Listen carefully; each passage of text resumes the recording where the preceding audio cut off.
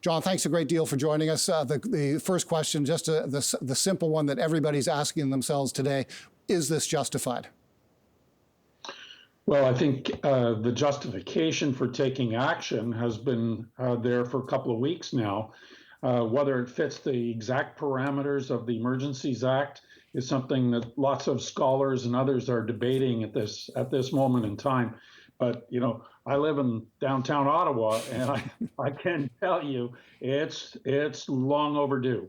And the need for leadership and action on the part of governments is something that I and my fellow citizens have been crying out for several weeks now. There seems to be some criticism there that the government did not act soon enough. Government did not act soon enough. They allowed a situation to evolve, and and action was wanting.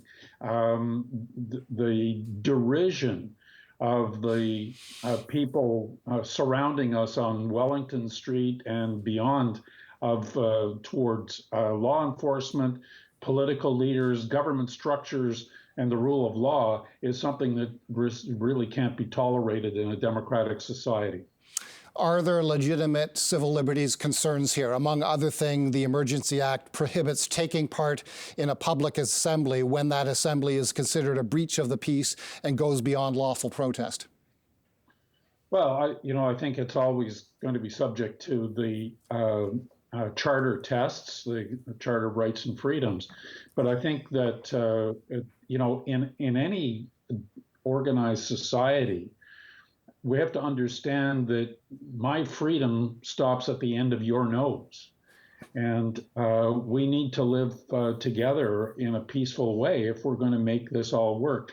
I'm very conscious of having been responsible for public security after 9/11, that the foremost responsibility of government is to provide a secure environment for its citizens to carry on their daily lives. I mean, some would say, the Canadian Constitution, the outstanding theme is peace, order, and good government. Canadians are usually happy with 2 out of the 3, peace and order. And I think that's really an important element. So interesting that you mentioned that you were responsible for public safety and security in the wake of 9/11. In that period, you've been around the cabinet table many times for many contentious debates.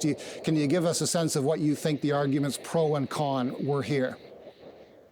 Well, I regret to say that I think the Justice Minister would have the strongest hand in this discussion around the cabinet table in terms of the applicability of the Emergencies Act, because he's the one that has to go to Parliament and justify it. But I think there was probably a large element of something must be done. This is something, therefore let's do it.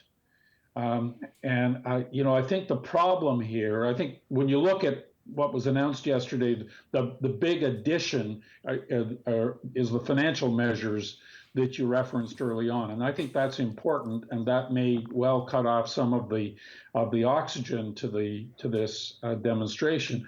But the reality is, most of the rest of the measures were already in effect, especially after Premier Ford declared his emergency last Friday. Our problem has been enforcement.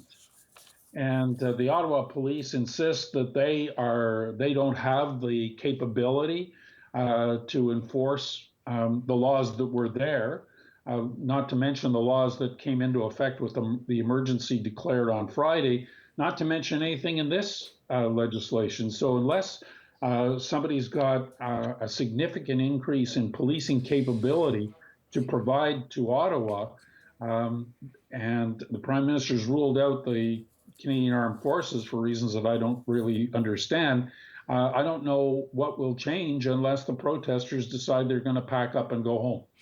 Lastly, this act, in my understanding, the Emergency Act requires a review, a retrospective review, to be submitted to Parliament, I believe, within a year of the act being put into force.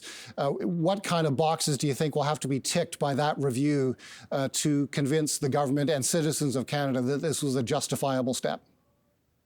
Well, I think that there are going to have to be questions answered around what was the perceived threat. I mean, we found a very significant supply of arms in Coutts, Alberta. Are there arms involved? We don't know. Minister Blair was unable or unwilling to answer that question following this declaration. So, is there something more here that so far hasn't made public? I think that's important. But Paul, before we go, I think it's what's crucial here is that we find a way to ensure that this can't happen again, particularly at our border. I'm looking for the government to introduce legislation that will extend some of these fairly draconian provisions to border infrastructure going forward, or we're going to see a migration of some of Canada's manufacturing capability to the United States just to get inside the larger of the two markets.